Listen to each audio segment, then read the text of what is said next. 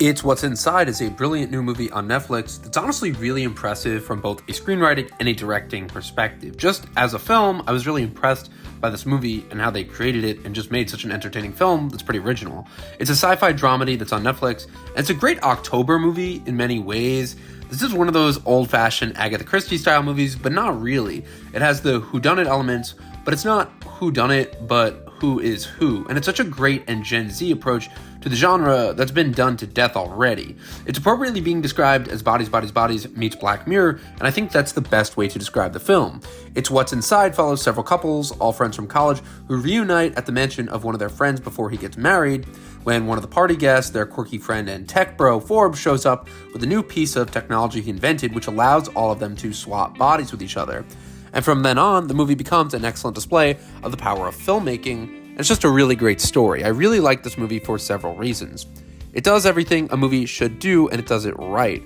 For starters, the story is very interesting, and it's told through a grounded perspective. This is a body-swapping film, but it's also kind of an indie movie, and you can tell, but that's not a bad thing. The movie really does give you all these great relationships. It's minimalist when it comes to the body-swapping tech, and that's also on purpose. It's not like you need all these insane visual components. It's just a simple setting at this mansion with a briefcase with some retro computer design to it, and those sticky pads you put on your head. And that's all you need to believe that these people are going to swap bodies. It's very easy to believe because the writing is great, and the cast is also great too. And another thing is, all these characters are really believable. There's such a believable quality here in the difference with the actors and their performances. You have the main couple, Shelby and Cyrus, who are having trouble in their relationship. And it's made clear Cyrus has a crush on an influencer friend of theirs, Nikki, who's getting married to the guy who owns the nice house, Ruben.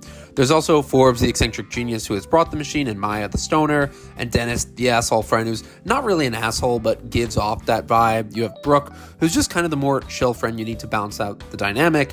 And you have all these great characters who are all just fleshed out and feel real, because the movie gives them time to just hang out and talk in this house, and it's not too far into the movie that Forbes shows up and brings the tech, which allows all this body-swapping craziness to occur.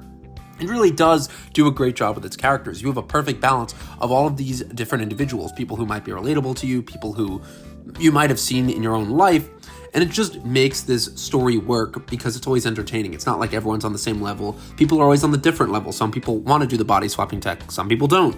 And it's this fun back and forth contrast, and the fact that the movie goes so quick, it's only like 100 minutes, but it really does fly, that this movie is just fast-paced and fun.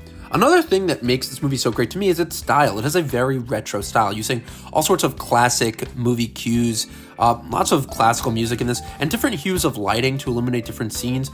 The movie has a neon aesthetic, which helps modernize this classic mansion setting.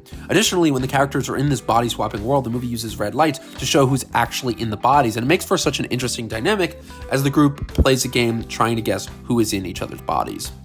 And that's where the movie really gets great, and we have real tension too. Eventually people get drunk, they make out, they tell secrets, some fall and die, and once that happens, it's where tension feels real. The movie does an excellent job at balancing its high concept with a simple Agatha Christie type plot. And when two people fall off the roof and die, and they're not in their bodies, so to speak, the movie becomes an intense game of trying to figure out why the two people were on the roof, and why they were together, what were they doing? What does that imply for the people who were in their bodies? Did they really like each other? Did they have a crush? Were they unhappy in their relationship? It asks so many questions and builds so much tension. Then we have the biggest question of all. Well, now that two people in their bodies are dead, how will the people whose minds belong to those initial bodies get back there? What will happen to them? Will they go back to their bodies? Will they not exist? And the movie does a great job of doing what movies should always do, and it keeps raising the stakes and is entertaining. Additionally, the film is very funny. It's not too dark. It's not scary by any means, but it has this creepy atmosphere that offsets being creepy by being funny occasionally, and it has a quirky way of telling its story.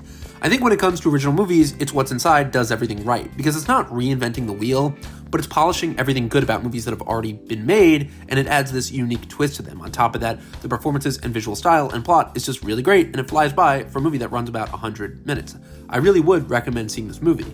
If you just want a fun movie to watch this October that kind of fits the vibes, or you're looking for inspiration for your own movie, this has pretty much actors who aren't extremely well known. It is shot mostly in one location. It does feel like a movie that's made by a first-time filmmaker. And the guy who wrote and directed this movie, I couldn't find anything that much about him on Wikipedia. He doesn't have his own page, but I think this is a great first-time directorial film for this guy. Also, the fact that he wrote the movie too is really impressive, and I'd love to see what he can do next. It's just a really great story, really well done, and shows that if you have a great original concept for a movie and you make a great beginning, middle, and end, you'll have an entertaining movie that people are going to want to watch over and over.